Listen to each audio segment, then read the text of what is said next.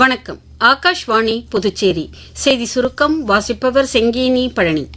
அஞ்சல் துறையில் ஒவ்வொரு குடிமகனுக்கும் நவீன சேவைகளை உறுதி செய்வதே மத்திய அரசின் இலக்கு என்று மத்திய தொலைத்தொடர்புத்துறை அமைச்சர் திரு ஜோதிராதித்ய சிந்தியா கூறியுள்ளார். மத்திய பிரதேச மாநிலம் சிவபுரி மாவட்டத்தில் கோலாரஸ் மற்றும் ஜகத்புரா ஆகிய இடங்களில் இந்திய அஞ்சல் துறையின் புதிய நவீன துணை தபால் நிலையங்களை அவர் நேற்று தொடங்கி வைத்து பேசுகையில் இதனை தெரிவித்தார்.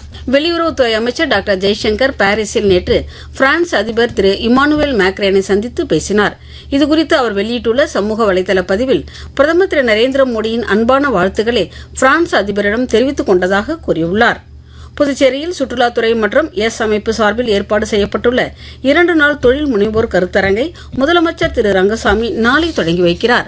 இந்நிகழ்ச்சியில் புதுச்சேரி சுற்றுலாத்துறை அமைச்சர் திரு லட்சுமி நாராயணன் கலந்து கொள்கிறார். பழைய துறைமுக வளாகத்தில் தொழில் முனைவோர் கண்காட்சி மற்றும் கருத்தரங்கம் நடைபெற உள்ளது.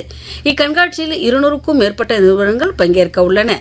கண்காட்சிக்கு அனுமதி இலவசம் என்று சுற்றுலாத்துறை அமைச்சர் திரு லட்சுமி நாராயணன் தெரிவித்துள்ளார். புதுச்சேரி மின்துறை மற்றும் புதுப்பிக்கத்தக்க எரிசக்தி முகமையும் இணைந்து பிரதம மந்திரி சூரிய வீடு இலவச மின்சார திட்டம் செயல்படுத்தப்பட்டு வருகிறது.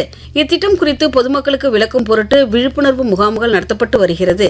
அதன்படி நாளை 10ஆம் தேதி புதுச்சேரி திருவள்ளுவர் நகர், வடமங்கலம், சேதராப்பட்டு ஆகிய 3 இடங்களில் சிறப்பு முகாம்கள் நடைபெறவுள்ளன. மகளிர் பிரீமியர் லீக் 2026 தொடரின் 4வது சீசன் இன்று தொடங்குகிறது. நவி மும்பையில் நடைபெறும் தொடக்க போட்டியில் ராயல் சேலஞ்சர்ஸ் பெங்களூரு அணியும் நடப்பு சாம்பியனான மும்பை இந்தியன்ஸ் அணியும் மோதுகின்றன. இப்போட்டி இன்று இரவு 7:30 மணிக்கு தொடங்குகிறது.